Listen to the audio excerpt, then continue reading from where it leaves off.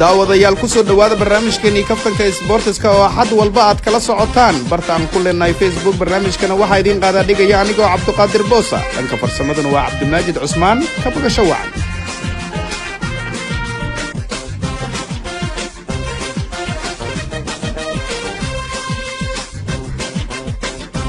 kooxda shabaab ayaa rajo wanaagsan ka qabta soo bixista Champions League xagaagan iyagoo durba soo tiigsaday kaalinta afaraad liiska kala sareynta horyaalka dalkeena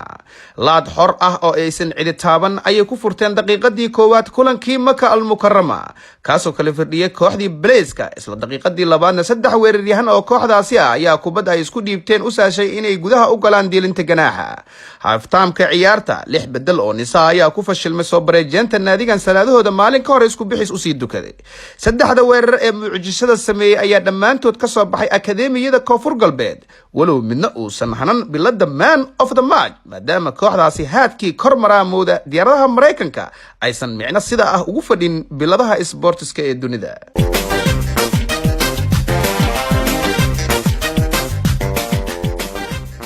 mawjadaha waalida ee ciyaaraha xagaagan kuma sinna Real Madrid ee sidoo kale mashaqo taas lamid ah ay dhex maquuranaysaa kooxda Villa Somalia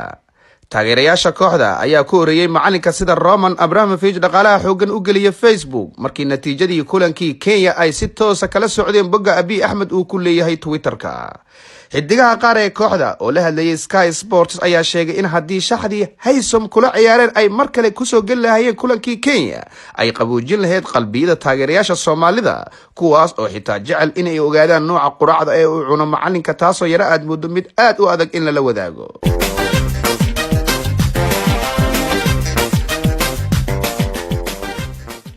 xidigaha kooxda xukuumadda ayaa goordhow u safri doona cadceedda kulul ee Kismaayo halkaas oo ay isugu diyaarinayaan kulanka derbi de la Soomaaliya oo ay wajahayaan naadiga qab ciyaareedka liita ku jirta ee Villa Somalia kabtanka kooxdaasi ee Qeyre ayaa xidigiisa uga digay inay ilaashan waayaan rikoorka home beating ee soo jiitamay 1991 taas bedelkeedana diishaan xirta kabaha maqaarka ka sameeysan ayaa ku qasban guul waajib ah si looga baaqsado in lugta labaad ee kulanka lagu ciyaaro Gada Stadium oo naadiyada ka dhisan caasimadu natiijo wanaagsan aysan kala iman Gada News ayaa qabta in kooxdan lagu naaneyso Villa Wardhigley ay durba baraha bulshada uga adkaadeen diishaan ilduufka ku yimid kaliyana ay sugi laayihiin inta seeriga ciyaarta laga yeerinayo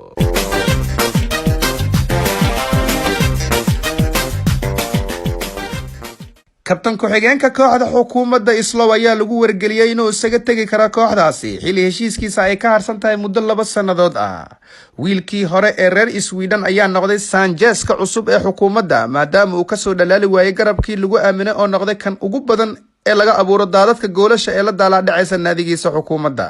bunjabiyaha reer Jowhar ayaa kaliya haysta fursad uu ugu biiri karo kooxda Macawisley oo muddo ciirsanaysa xidigaasi ganacsigiisa gaarka ah wax walba uga horeeyaan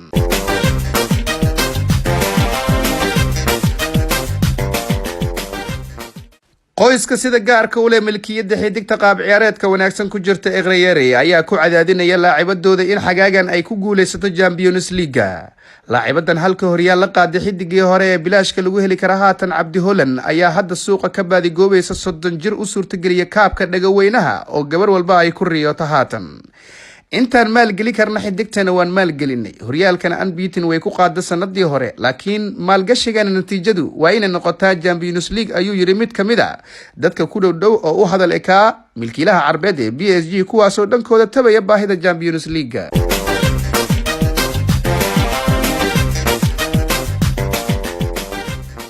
xiriirka UEFA ayaa baaraya xidiga caanka ee Guuled Simba kaasoo salaadii khudbada ee Jimcaha masaajidka ku dhex weydiinaya dadka bal sida uu ku heli karo YouTube la subscription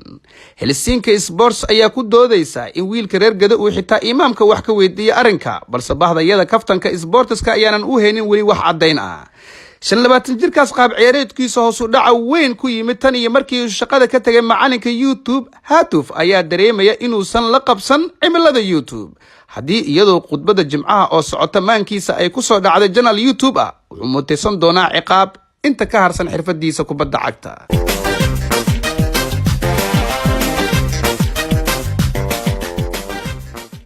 markana xubinteennii wargeysyada iyo waxa ay qoreen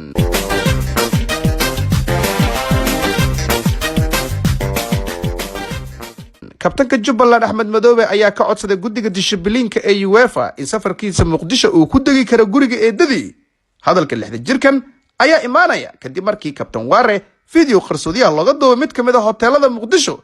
Kismaayo News ayaa qortay balse ka cabsi qabta in guriga eedadii uu ku yaalo suuqa xoolaha.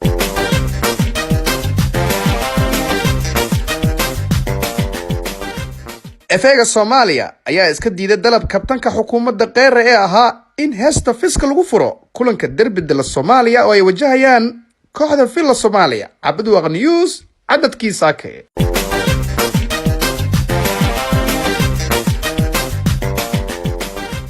kabtanka Puntland Deni ayaa horumar dheeraad ah ka sameynaya wada xaajoodyo horudhaca oo la furay laacibada reer USA maama Malyon oo fasax ku joogta xagaagan Garowe. haddii shaqaalaha xafiiskiisa midna uusan aqoonin wajigeeda, kabtankan baasaboorka South Sudan ku dhoofi kara ayaa heshiis waqti dheer ah ka saxiixan kara xidigtaasi maadaama uusan isticmaalin Facebook. majaladaha Qardho iyo Laascaanood ayaa wada daawacay saakay.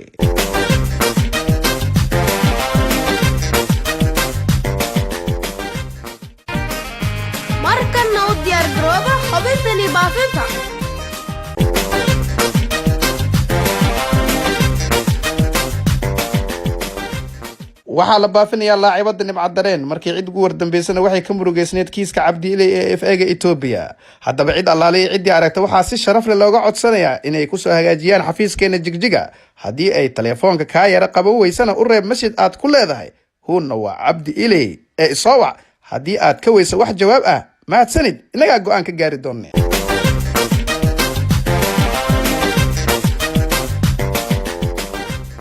waxaa la baafinayaa kabtanka Wadani Cerro markii cid ugu wardambeysana wuxuu aaminsanaa in looga adkaaday doorashadii dad dhintay codadkooda. haddaba cid allaalay cidii aragta xoog weynahaasi waxaa laga codsanayaa inay inagu soo hagaajin karaan xafiiskeena Hargeysa. haddii uu xanaaq dartiis fursad kuu sii waayana fadlan hore u sii wada Sheekhinyaawi ama u daar muuqaalada cafi walaalka oo haddii jeegaantu iyo jeegaan diidku asalkooda Kuwait ka soo wada jeedaan.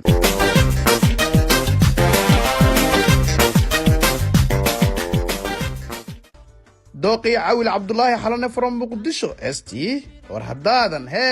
intaas ayaynu kusoo gabagabeynaa barnaamijkeennii kaftanka sportska. barnaamijkan waxaa idiin qaada dhigaya anigoo Cabdiqaadir Boos, dhanka farsamadana wuxuu ahaa Cabdimaajid Cusmaan. astaxayn daawasho wacan.